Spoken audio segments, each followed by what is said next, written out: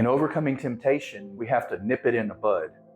I had a church member that I was pastor of in Houston, in Southwest Houston, for about 10 years. Great lady.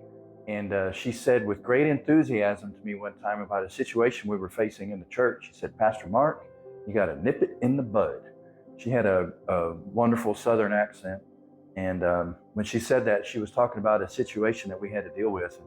It reminds me of James chapter 1 and James's encouragement to us about temptation and trials. He says in James 1:12, "Blessed is the man who endures temptation, for when he has been approved, he will receive the crown of life, which the Lord has promised to those who love him. Let no one say," verse 13, "when he is tempted, I am tempted by God, for God cannot be tempted by evil, nor does he himself tempt anyone." He says, "But each one is tempted when he is drawn away by his own desires and enticed. Then when desire has conceived, it gives birth to sin, and sin, when it is full grown, gives birth to death." So I want you to think about this, what James is telling us. He's saying God doesn't tempt us with evil. God doesn't tempt us to sin. The temptation arises from our own heart, from our own evil desire, from our own lustful passions that exist within our flesh and in our unregenerate hearts. And then as we become a believer, we cultivate our heart. Even listen, 1 Corinthians, Paul admonishes the Corinthian believers. He said, "I wanted to speak to you as spiritual, but some of you are carnal. You're walking beneath yourself. You're walking in the flesh. You're acting from and animated by your sinful desires and passions." And there was division among them. There was jealousies among them. There was one-upmanship and competition among them. And Paul says such things come from the flesh. But I want you to notice what James says here. He says that sin begins, if you take the act of sin and you trace it back to its origins, it originates from a heart that is carnal, from a heart that is focused on the things of the flesh, from a heart that's not cultivated by the Spirit of God. Think about this. If you were fishing, I'm not a fisherman, so if we got any fishermen in here, comment and correct me if I make an error. But my understanding is if you want to catch a certain type of fish, then you need to fish with the bait that type of fish is attracted to. I've seen fishermen use different types of lures. I've seen fishermen use pieces of crab meat. I've seen fishermen use worms, all manner of things.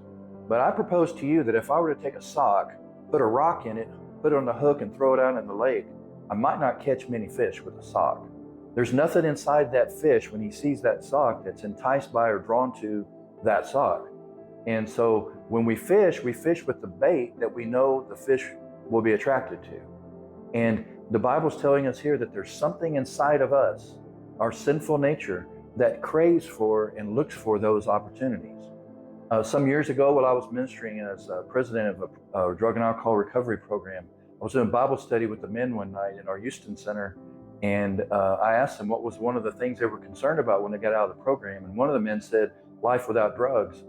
And he explained how that he had done various things on drugs. And I realized that night, I can't sit here today and tell you, and I couldn't tell them then, that sin doesn't feel good on some level. If there wasn't some pleasure or some benefit to be derived in our mind, if we didn't perceive some benefit, if there wasn't some pleasure to be experienced from a temptation, it wouldn't be tempting. Not many people, not many normal people are tempted to go and smash their hand with a hammer right now. You know, it hurt. We wouldn't want to do that. But if we see something, an opportunity comes up, even though it's out of line with God's will, if we think it's going to be pleasurable for us, if it's desirable for some reason, then we're tempted by it. And when he said that, I realized something, and that was that our yes has to be bigger than our no. We say yes to the things of the world, not because that thing may not feel pleasurable for a season, or not because that thing we might perceive it to advance some agenda that we have, or just fill in the blanks. No, we say no to it because we're saying yes to something greater. We say no to the lust of the flesh. We say no to sexual sin because we're saying yes to our marriage, yes to our family, yes to the will of God, yes to health, yes to the presence of God. We say no to all manner of sin, all manner of greed, all manner of lust. We say no to these things because as believers, we're saying yes to something greater. Be a person of prayer. Be a person of the Word. Build yourself up in the Spirit. Be full of the Spirit. Your heart will change, then your actions will change, and your outcomes will change. You won't be stuck in this cycle that James describes.